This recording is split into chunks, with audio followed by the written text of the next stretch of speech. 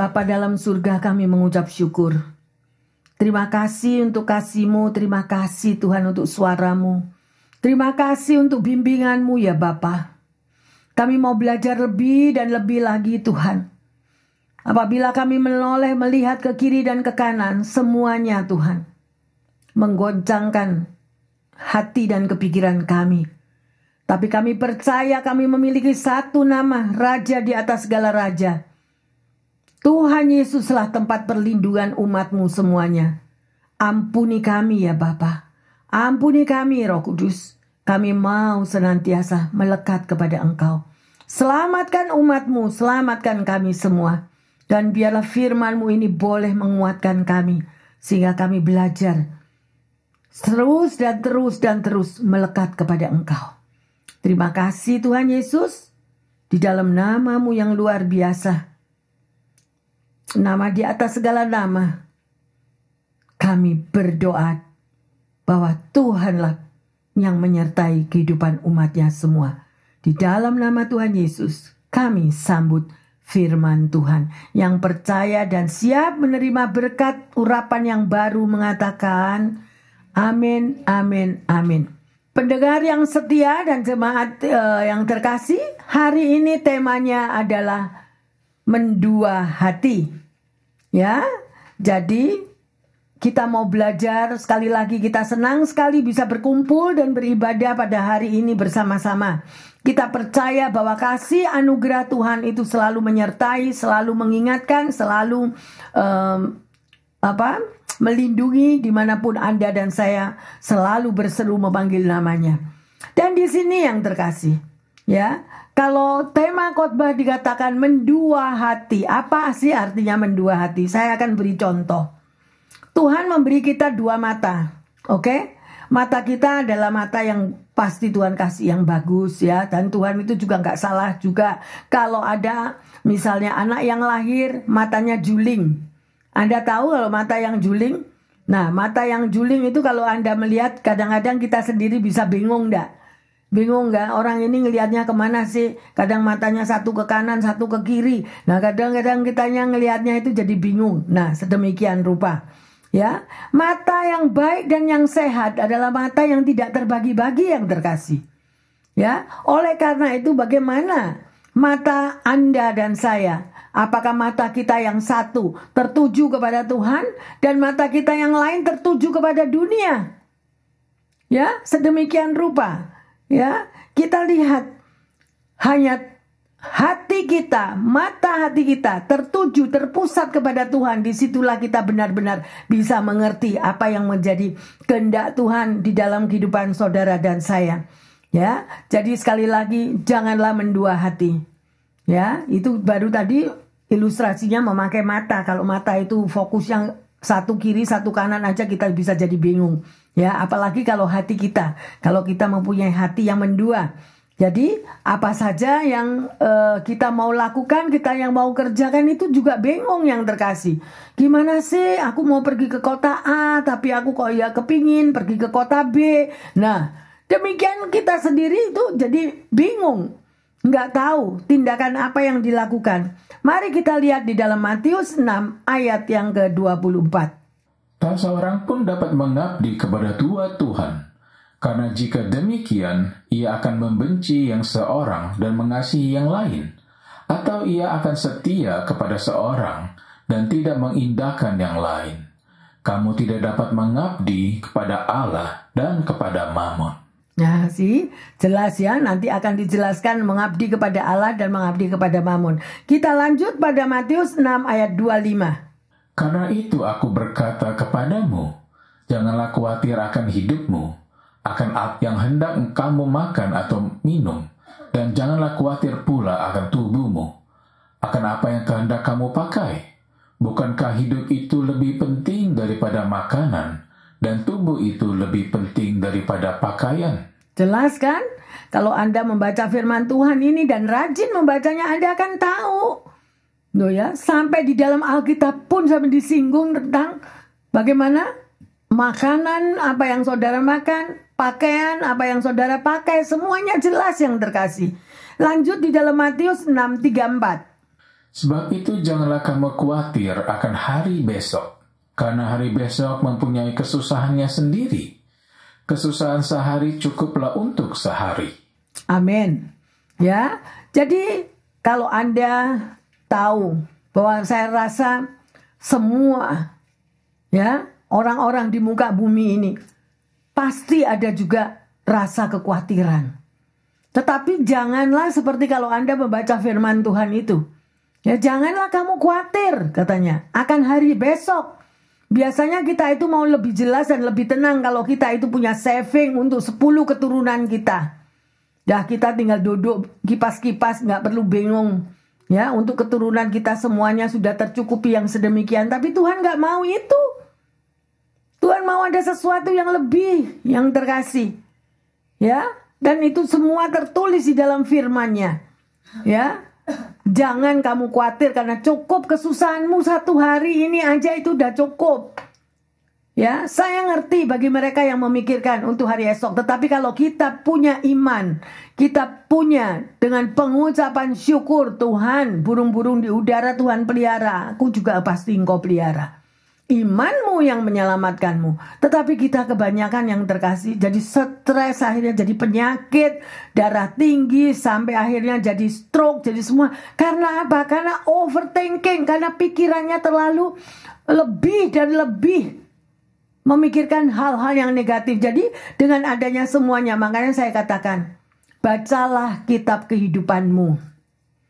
Bacalah apa yang Tuhan sudah berikan firman-Nya kalau Anda dan saya sebagai anak Tuhan. Di situ kekuatan, saya masih ingat ya, gimana papa saya itu loh. Saya nggak ngerti padahal waktu itu saya masih remaja. Ya, saya berkali-kali mengatakan kepada jemaat, saya dikasih warisan Alkitab. Nggak tahu. Ya, dan bahkan dikatakan, dalam buku ini 1001 masalahmu akan terjawab.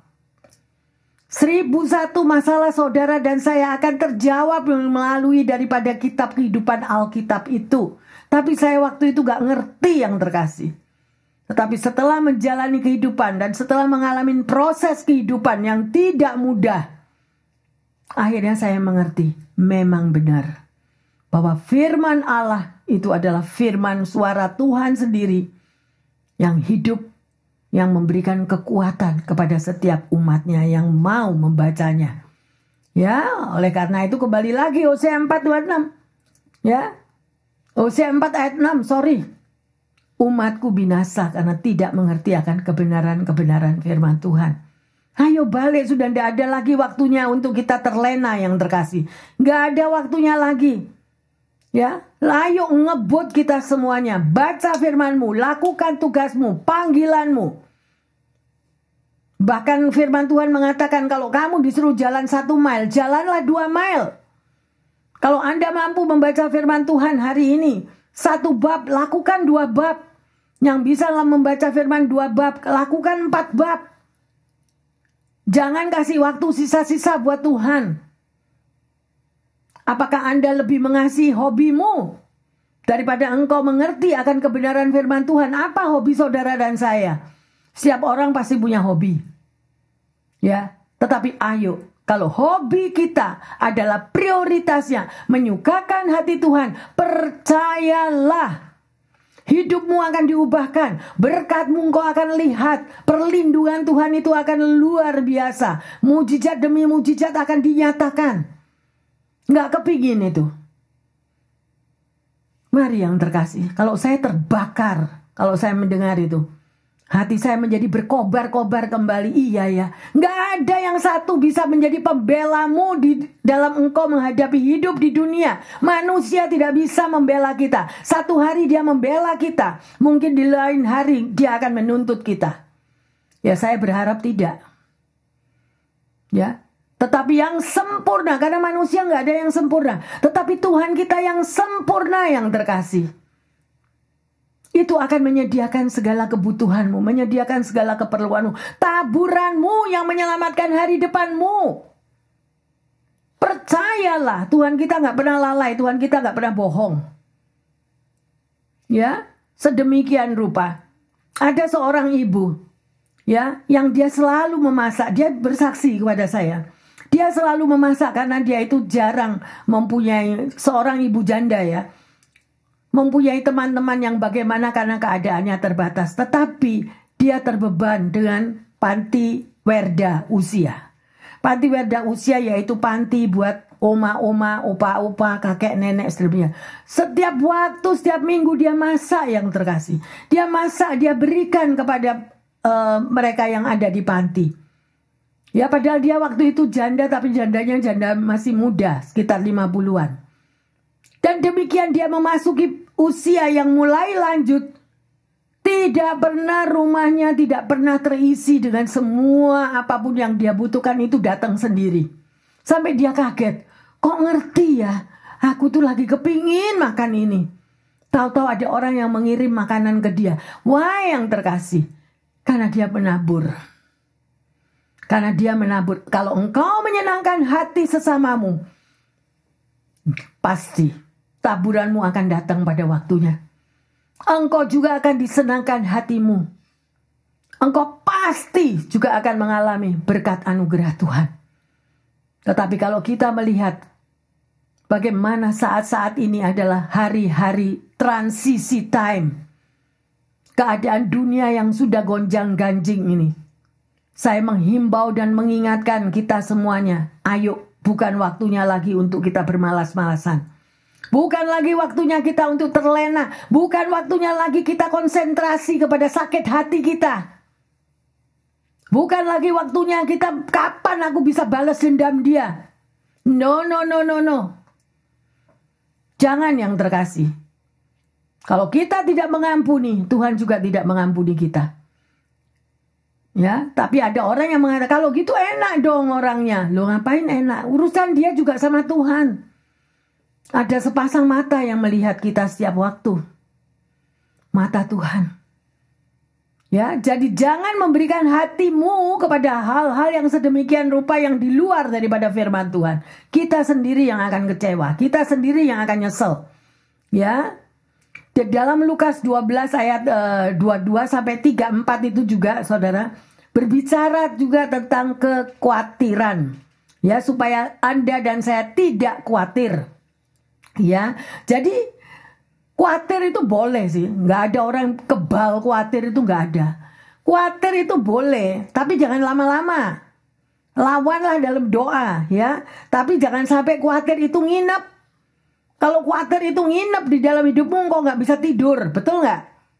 Ya, jangan mau, ya. Ya itu yang membuat mencuri damai sejahtera kita.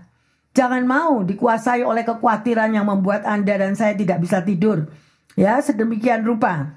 Ya, dan di dalam Matius 6 ayat 19 sampai 24 itu di situ dikatakan tentang mengumpulkan harta di dunia. Ayo koreksi diri. Siapa yang senang mengumpulkan harta di dunia? Ya, sedemikian rupa.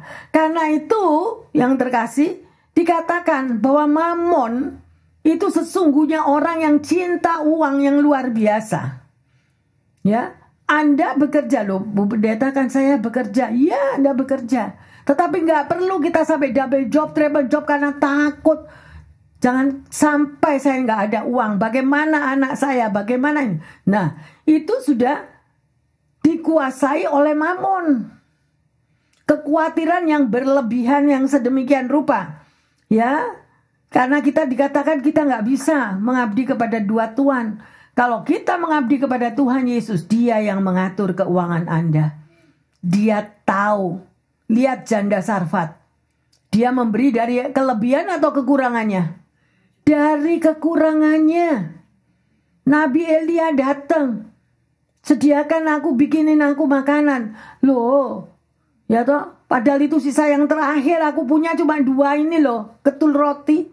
Nanti tak kasih ke kamu, aku tidak tahu anakku mati atau aku yang mati gimana. Nah, ya janda yang 2 keping perak juga sedemikian rupa. Jadi artinya apa? Itulah cara Tuhan. Bagaimana Tuhan itu melihat isi hatimu dan isi hatiku. Berani enggak kita itu memberi, melakukan? Karena hati Bapamu di surga itu adalah hati seorang yang memberi. Gak ada itu Tuhan Yesus mengatakan keep nak, keep.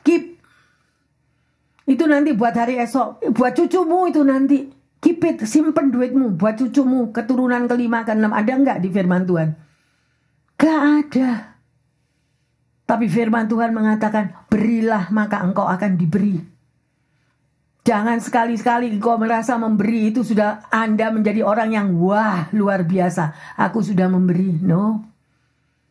Kita tidak pernah memberi yang terkasih. Itu bukan milik kita, itu miliknya Tuhan. 1 penny aja itu bukan milik kita loh. Anda memang bekerja, tapi ingat, yang kasih kesehatan Anda siapa yang bisa Anda bekerja? Kita nggak punya apa-apa. Duit yang Anda kelola, Anda bukan pemilik. Kita bukan pemilik, kita ini pengelola. Amin. Jadi jangan sekali-sekali bilang aku nggak punya duit. Itu bohong. Duit yang di dalam kehidupan kita itu semuanya daripada Tuhan. Anda dan saya sebagai pengelola, dan Tuhan akan memberkati Anda lagi. Ya, bahkan mungkin itu uangmu yang terakhir. Ya toh? Kemudian Anda merasakan, tahu-tahu ada orang yang minta tolong, tahu-tahu ada orang yang luar biasa kebutuhannya atau gimana. Dan kita akhirnya tergerak untuk memberikan. Mungkin itu yang terakhir daripada milikmu. Di situ Tuhan menguji hatimu dan hatiku. Dan engkau tidak akan berkekurangan. Banyak kesaksian yang demikian. Tapi kita harus berani melakukan. Ya. Apapun. Tuhan tidak akan berutang, itu memang benar. Ya. Kalau mau bilang kesaksian tentang saya kan jadi sombong. Enggak. Ya, yang terkasih. Kalau engkau memberi pada waktu itu sendiri adalah yang terakhir daripada milikmu. Banyak kesaksian yang terjadi. Habis itu udah tidak punya lagi loh Bu Pendeta. Tetapi luar biasa Tuhan buka jalan. Setelah itu Tuhan kirimkan orang-orang yang luar biasa yang lain. Dan taburanmu itu sampai ke anak cucumu yang terkasih. Taburanmu. Ingat, tapi sadarilah. Jangan ada spirit me, I, mine di dalam dirimu. Jangan. Kita datang tidak bawa apa-apa. Kita hidup di dunia juga nggak punya apa-apa. Tapi kita sebagai pengelola, sebagai berkat bagi orang-orang yang lain yang membutuhkannya. Di situ, that is the point, Tuhan memberkati Anda dan saya. Tapi kalau kita membuat satu perbuatan, apapun yang engkau lakukan, waduh, dan nama kita mesti dipampang kalau bisa ditulis di atas itu papannya gereja di luar. Saya yang membangun gereja ini begini-begini. Berapa banyak motivasi kita memberi. Motivasi kita melakukan sesuatu untuk rumah Tuhan. Motivasi untuk kita melakukan sesuatu yang baik. Percuma kita melakukan sesuatu yang baik kepada orang yang baik, yang terkasih. Kalau kita berani melakukan, berkorban sesuatu untuk hambaku yang paling hina ini. Tuhan berbicara demikian, engkau melakukan untuk aku. Orang yang pas-pasan, orang yang tidak punya apa-apa, tapi engkau senangkan hatinya, itu lain. Tetapi kalau engkau menyanjung seseorang, engkau memberkati orang yang kaya, engkau memberkati orang yang terpandang, engkau memberkati supaya namamu juga dipandang luar biasa baiknya. Perbuatanmu seperti kain kotor. Baca firman Tuhan. Apa saja yang kamu lakukan, jangan memuji diri. Kita ini nggak bisa apa-apa. Perbuatan baik kita itu adalah kain kotor di hadapan Tuhan. Ada nggak yang sudah sampai naik ke atas Kalvari? Proses di dunia aja, kalau kita pekerjaan kita off aja kita udah pontang-panting, bener nggak? Kalau kita pas stop di PHK, nggak ada pekerjaan, gimana? Tetapi kalau engkau tahu bahwa engkau adalah seorang anak raja, dan engkau tahu perbuatanmu setiap hari, engkau tidak mendua hati, hanya untuk menyenangkan hati Tuhan, percayalah yang terkasih. Selalu ada jalan. Selalu ada jalan. Tuhan tidak akan makan berkat daripada kita. Tapi semakin Tuhan memberkati hidupmu dan hidupku, Ini adalah masa transisi. Apa yang menjadi taburanmu hari ini, itu akan menjadi penuaianmu hari esok. Apa yang ada dalam hidupmu di tahun ini, itu adalah perbuatanmu di tahun-tahun yang lalu. Jangan takut kalau engkau selalu menabur, engkau selalu mempunyai hati seperti yang Tuhan firmankan. Sekalipun engkau di dalam keadaan pas-pasan, percayalah, hidupmu tidak akan semakin minus, tetapi semakin plus diberkati oleh Tuhan. Ada amin? Haleluya. Mari kita lihat di dalam Lukas 12 ayat 34. Karena di mana hartamu berada, disitulah juga hatimu berada. Nah, jelas di mana hartamu berada, di situ hatimu berada. Ya iyalah Bu Pendeta, wong saya yang kerja kok. Nah, ya, tapi itu sudah kalau firman mengatakan hal yang sedemikian rupa. Ya, kalau firmannya mengatakan hal yang demikian. Nah, di sini kita bisa melihat bagaimana cerita di dalam kitab Matius berbicara tentang Mamon, ya. Lukas bercerita juga, ya, ada orang kaya yang tamak. Orang yang tamak ini ingin mengumpulkan harta. Dan dia berkata, aku akan membangun satu tempat dan di situ aku isi dengan semua keperluanku. Dan setelah itu tenanglah jiwaku. Aku tenang karena semuanya kalau satu hari aku meninggal, semua anak cucuku tidak akan bakal kelaparan. Ya, sedemikian. Tetapi apa yang dikatakan di dalam firman ini yang terkasih? Ya, tetapi apa yang terjadi sama orang yang mengatakan hal ini? Malam itu juga dia meninggal. Ya, jadi pikiran kita hati-hati, hati kita hati-hati. Jangan kumpulkan harta di bumi, ngengat dan karat yang akan memakannya. Ada firman-Nya? Ya, haleluya. Yang terkasih, kalau Anda membaca kitab di Hosea 7 ayat 8 sampai 12, tapi kita nggak akan baca, saya akan jelaskan aja. Di situ adalah bangsa Israel pada zaman Hosea mencoba untuk menyembah berhala sekaligus satu-satunya Allah yang hidup dan benar. Itu di zamannya bangsa Israel di zamannya Hosea. Ya, di sini ada 3 perumpamaan yang terkasih. Perumpamaan ini menggambarkan bagaimana mereka yang hatinya mendua. Ya, yang pertama, mereka orang yang hatinya mendua itu seperti roti yang setengah matang. Ya, artinya mereka tidak akan diterima oleh Allah maupun oleh orang-orang kafir. Itu Anda baca sendiri di ayat 7-8. Ya, itu di dalam Hosea 7 ayat 7 dan ayat 7-8, ya. Yang kedua, mereka seperti pria yang sombong yang tidak dapat melihat tanda-tanda penuaan dirinya. Kalau Anda melihat ada opa-opa yang umurnya 80 tahun tapi dia masih seperti tomboy. Pernah lihat nggak? Nah, yang sedemikian rupa. Ya, di situ dikatakan ya yang terkasih, dia nggak nyadari kalau dirinya itu udah tua. Sedemikian rupa. Ya, jadi artinya di sini apa? Ini dikatakan pada ayat 9 dan 10 di Hosea tadi itu. Itu artinya mereka yang mengalami kemunduran rohani. Ayo koreksi diri. Bagaimana kerohanian saudara dan saya? Semakin kita melekat kepada Tuhan, semakin kita berapi-api, semakin kita ngebut. Aduh, aku mau baca ini. Aduh, saya mau tanya sih satu hal ya. Kalau Anda membaca firman Tuhan tuh Anda merasakan kelaparan apa enggak? Kalau Anda tidak pernah merasa lapar dan haus akan firman Tuhan, perlu tanda tanya yang besar loh. Kalau orang yang hatinya melekat kepada Tuhan, semakin dia baca firman Tuhan, semakin dia haus. Ya, semakin kita membaca firman Tuhan itu rasanya kita tuh kurang. Mau baca terus, mau ngerti terus. Satu malam saya bisa menghabiskan itu kitab Wahyu. Kitab Wahyu itu kitab yang paling sulit dan itu adalah pernyataan dari Tuhan. Keadaan tanda-tanda zaman sekarang ini. Anda mau tahu enggak? Bu Pendeta nggak usah bingung, Bu Pendeta. Buka Google. Di Google ada semua itu loh. Israel dibom lah, Iran dibom lah, semua ada. Ngapain Bu Pendeta stres? Jangan stres Bu Pendeta loh.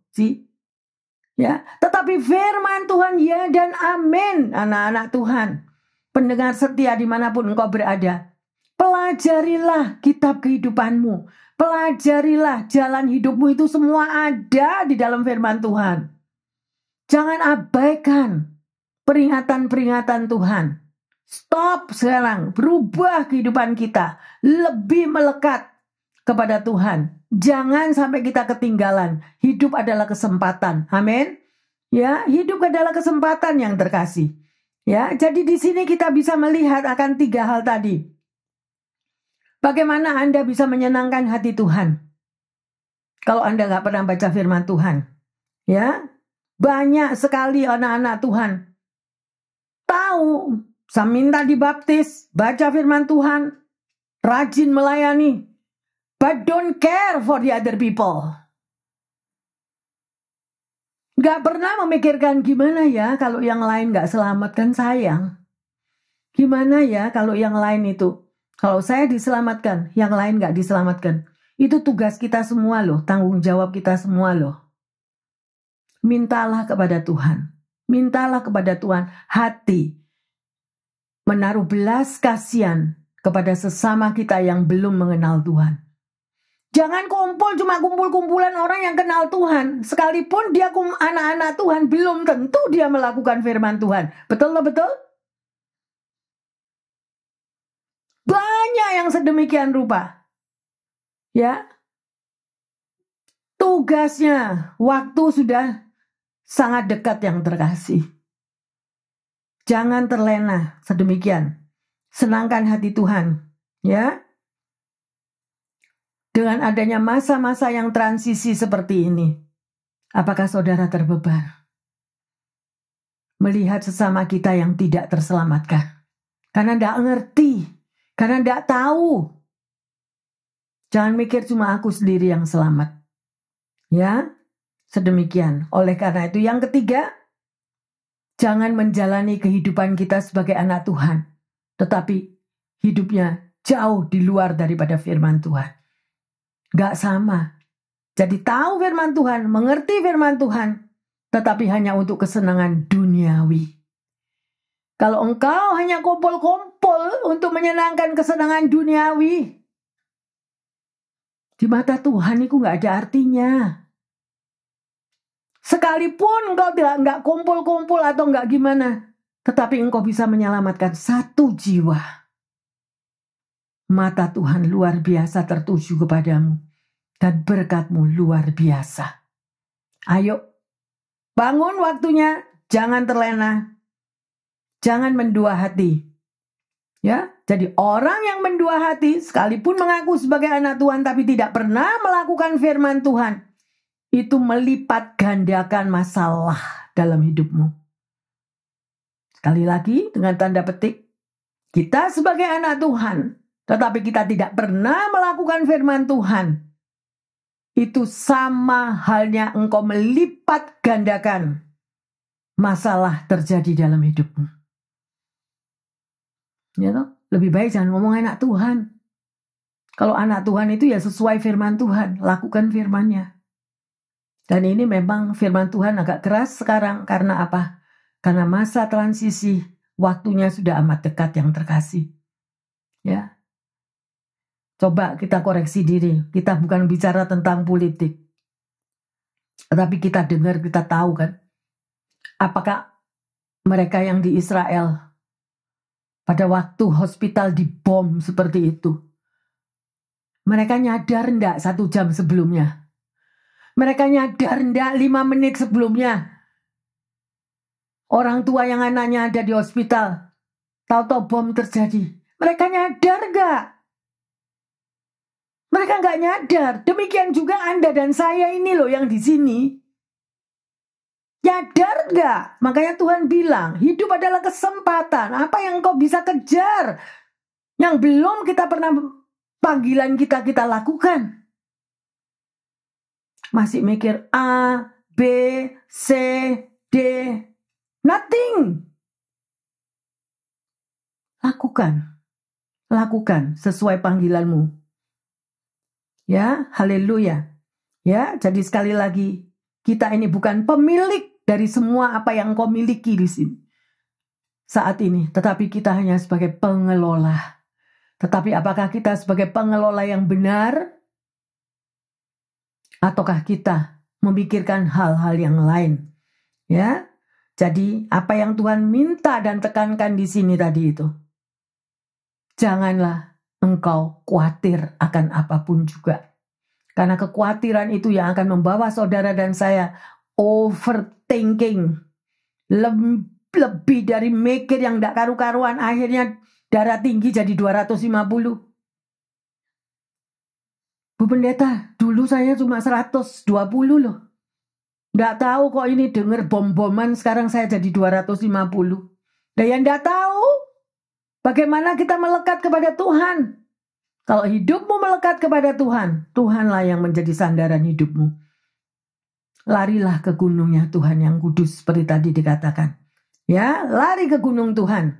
Ya, jadi khawatir itu adalah emosi yang negatif. Ya, semua orang punya rasa khawatir itu, nggak salah. Tapi jangan over, karena kita punya Tuhan. Amin. Haleluya. Ayo kita baca Roma 12 ayat 3. Berdasarkan kasih karunia yang dianugerahkan kepadaku, aku berkata kepada setiap orang di antara kamu, janganlah kamu memikirkan hal-hal yang lebih tinggi daripada yang patut kamu pikirkan. Tetapi hendaklah kamu berpikir begitu rupa, sehingga kamu menguasai diri menurut ukuran iman yang dikaruniakan Allah kepada kamu masing-masing. Amin yang terkasih. Ya, jadi hendaklah kita itu berpikir sedemikian rupa. Artinya apa? Ada penguasaan diri, no overthinking, ya, ketakutan, kepala sakit. Aduh, bahaya ini, kira-kira kanker di sini. Ya, kakinya linu karena rematik atau gimana? Waduh, jangan-jangan kakiku diamputasi. Loh, nah itu yang sudah more nggak karuan kan pikiran kita. Lost control, overthinking yang sedemikian. Jangan yang terkasih, itu emosi ketakutan yang sedemikian rupa.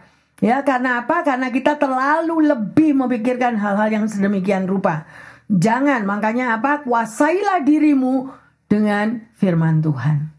Supaya Anda tidak akan overthinking, nggak emosi sedemikian. Mazmur 56, 4-5. Waktu aku takut, aku ini percaya kepadamu, kepada Allah yang firman-Nya aku puji, kepada Allah aku percaya, aku tidak takut. Apakah yang dapat dilakukan manusia terhadap aku? Amin, keep it ini, rekam dalam hatimu. Apa yang bisa diperbuat manusia kepada saudara dan saya? Ya, percayalah, Tuhan ada di pihak kita yang terkasih. Nah, sekarang pertanyaannya, bagaimana caranya mengelola kekhawatiran? Loh, kekhawatiran itu harus dikelola yang terkasih. Ya, yang pertama, hidup ini lebih penting daripada pakaian. Nah, ya, sedemikian rupa. Di situ dikatakan di dalam Matius 6:33 berkata, carilah dahulu kerajaan Allah dengan segala kebenarannya, maka semuanya akan ditambahkan kepadamu. Ada orang yang sudah punya baju 1 lemari, kurang Bu Pendeta. Ini summer, nanti winter, nanti fall. Summer 1 lemari, fall 1 lemari, spring 1 lemari. Ya, semuanya boleh, nggak ada yang larang. Wah, itu duitmu kok, bener nggak? Gak ada yang larang, tetapi dikatakan oleh firman Tuhan, apa tadi mengatakan? Ya, bahwa hidup itu lebih penting dari pakaian. Ya, pakaian 10 tahun kelewat dipakai masih bagus loh. Gitu, bener, saya ngalamin kok. Nah, ya, sedemikian rupa. Jadi, rasa bersyukur. Ada rasa syukur di dalam dirinya kita. Ya, sedemikian rupa yang terkasih. Yang kedua, bagaimana kita mengelola kekhawatiran? Yaitu bertumbuhlah di dalam Tuhan melalui firman-Nya. Membaca firman Tuhan, enggak kok Pendeta. Baca Google itu terus.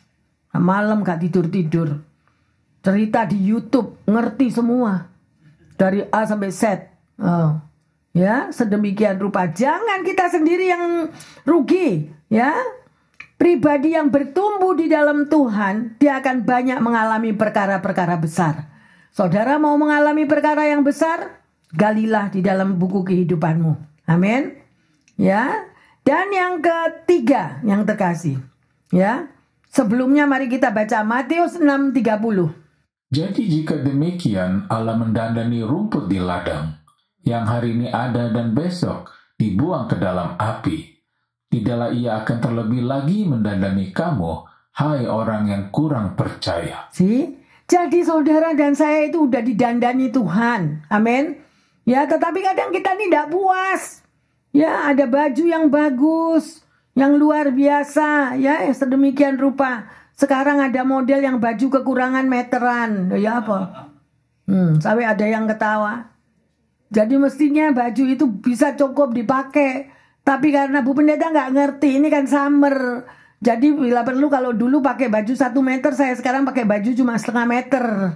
Ya, sedemikian rupa. Nggak tahu yang mau dilihat yang sebelah mana, saya nggak ngerti. Amin. Ya, ada atau ada? Ada, banyak. Mungkin kalau saudara lihat dia ada di jalan ya. Kemudian yang ketiga, ya, percaya selalu ada berkat dan rahmat Tuhan yang baru setiap pagi. Loh, jadi setiap hari itu saudara dan saya itu diberkati loh. Tapi kan tidak mau baca firman Tuhan. Jadi yang ada di dalam pikirannya itu yang boten-boten itu yang tidak karuan ya. Matius 6 ayat 34. Sebab itu janganlah kamu khawatir akan hari besok, karena hari besok mempunyai kesusahannya sendiri. Kesusahan sehari cukuplah untuk sehari. Ya, firman Tuhan bilang, janganlah kamu khawatir akan hari besok, karena hari besok mempunyai kesusahan sehari. Tadi kan udah dibaca, kesusahan sehari cukup untuk sehari. Tapi ada orang yang mau dan seneng dan hobi kesusahan sehari buat setahun. Migrain lah. Akhirnya kacamata tambah tebel lah. Karena apa? Headache terus kan? Nah, karena dibuat sendiri, nggak mau melepaskan, merilis di dalam tangan Tuhan. Nah, makanya hari ini kita membahas tentang kekhawatiran. Ya, jangan mendua hati. Ya, Tuhan nggak suka sedemikian rupa. Ya, jadi berkat Tuhan itu yang diberikan kepada Anda dan saya itu selalu ada, percaya. Sekalipun itu nanti loh Bu Pendeta, nanti ini sebelum akhir bulan udah habis. Terjadilah menurut perkataanmu. Tetapi kalau kita percaya Tuhan, aku mengucap syukur, aku tahu ini bakal habis, tapi Tuhan pasti kirim lagi berkat yang baru. Nah itu akan lain jalan hidup kita. Kita ada tenang, kita nggak perlu migrain. Kita nggak perlu minum obat sakit kepala terus, ya toh? Karena kita sudah menyerahkan dalam tangan Tuhan. Bapak Ibu yang saudara-saudari terkasih, juga pendengar yang setia dimanapun Anda berada. Ada sebuah cerita. Seorang pencuri di sebuah kota yang terkenal telah melakukan serangkaian pencurian berupa perhiasan, ya, koin kuno, uang tunai dari seorang janda yang sudah cukup renta. Ya, ketika ia mulai menyortir curiannya, tanpa sengaja ia menemukan beberapa amplop persembahan gereja yang berisi uang yang akan dipersembahkan oleh janda itu kepada Tuhan. Tanpa ragu lagi, sang pencuri ini ketakutan. Lah kok bisa ketakutan? Biasanya kalau orang hobi mencuri ya don't care. Uang mau dibuat ke gereja atau uang mau dikasih kemana ya. Nah dia segera mengumpulkan lagi amplop-amplop tadi yang mestinya dipersembahkan kepada gereja. Ya, dan dia taruh dan dikirimkanlah uang-uang yang ada di amplop itu kepada gereja tersebut. Ketika pendeta setempat mengetahui masalah tersebut, ia bercerita, berkomentar. Ini adalah cerminan dari dilema moral di zaman sekarang ini. Ya, artinya banyak yang menganggap mencuri dari janda-janda dan anak-anak sebagai tindakan yang enteng, namun mencuri dari gereja dipandang sebagai tindakan yang tercela. Ya, Jadi Bapak, Ibu, Saudara-saudari yang terkasih mengerti ya untuk ilustrasi cerita ini. Konsep mengabdi kepada dua tuan sekaligus merupakan kesalahan yang serius ya dalam manajemen hidup. Ya, kita tidak dapat secara bersamaan mengabdi kepada Tuhan dan mencari keuntungan materi. Ya, ingatlah, Mamon adalah satu-satunya lawan ya yang diakui oleh Yesus. Jika kita mengabdi kepada kekayaan materi, kita cenderung melakukan perbuatan dosa di hadapan Tuhan. Hari ini marilah kita bersama-sama membuat keputusan yang tepat. Ya, berpindahlah dari manajemen yang salah kepada manajemen surga. Ya, jadikan Tuhan sebagai Tuhan kita satu-satunya. Dan jadikan Mamon itu sebagai hamba kita. Jangan jadikan Mamon itu lebih tinggi atau kita harus menuruti perintah dari si Mamon tadi. Ya, mari Bapak Ibu Saudara-saudari yang terkasih, pendengar yang setia, ambillah komitmen untuk tetap setia kepada Tuhan Yesus sepanjang kehidupan saudara dan saya ada. Ada amin? Ya, hari ini kita sudah belajar apa itu hidup mendua hati. Pertanyaannya, yang pertama, secara jujur kepada siapa saudara dan saya mengabdi saat ini? Kepada Tuhan atau kepada Mamon? Ya, yang kedua, mengapa kita harus mengabdi kepada satu Tuhan? Ya, yang ketiga, bagaimana cara kita menjadikan Tuhan sebagai Tuan di dalam kehidupan kita sehari-hari? Dan sebagai ayat Mazmur 86 ayat yang ke-11. Tunjukkanlah kepadamu jalanmu ya Tuhan, supaya aku hidup menurut kebenaranmu. Bulatkanlah hatiku untuk takut akan namamu. Haleluya, amin. Yang terkasih, pendengar yang setia ya dan jemaat, kita sudah belajar sungguh-sungguh di dalam keadaan situasi zaman yang gonjang-ganjing ini. Mari jangan mendua hati, senangkan Tuhan. Ya, dalam situasi hiruk pikuk keadaan keamanan yang sedemikian rupa, kita mau libatkan Tuhan. Kita mau apapun. Banyak orang sudah mengatakan, kita mesti simpen makanan loh. Kita harus beli banyak-banyak loh. Kita ayo, tumpuk ini semua. Kita enggak tahu gimana nanti. Ya, sedemikian rupa. Tapi kita minta hikmat. Boleh nyimpen makanan. Boleh ngumpulkan makanan. Tapi dengan berhikmat. Amin. Ya, selalu libatkan Roh Kudus untuk menuntun perjalanan hidup saudara dan saya. Mari kita masuk dalam doa. Tuhan Yesus, kami mau lebih dan lebih lagi Tuhan. Bersandar kehidupan kami. Mengabdi hanya kepada Engkau. Terima kasih untuk kekuatan dan keteguhan yang baru yang Engkau berikan setiap hari Bapa. Untuk kami bisa menjadikan Engkau adalah satu-satunya Tuhan dan Juru Selamat di dalam hidup kami. Ampuni kesalahan kami, ampuni ketakutan kami, ampuni kekhawatiran kami Tuhan. Apabila kami mendengar berita-berita Tuhan di sekeliling kami, tetapi kami percaya bahwa Engkau sudah memberikan Roh Kudus-Mu sebagai Roh penolong dan Roh penghibur, dan bala tentara malaikat Allah, malaikat surgawi yang senantiasa mengepung, melindungi, mengelilingi umat-Mu ya Bapa. Terima kasih Bapa dalam surga. Hamba berdoa bagi mereka yang saat ini mengalami kekurangan kesehatan. Engkau tahu apa yang mereka butuhkan Tuhan. Engkau tahu mereka yang ada saat ini di hospital, di rumah sakit, ataupun yang ada di rumah. Bapa, kuasa darah Yesus sanggup memberikan pemulihan kesehatan yang baru.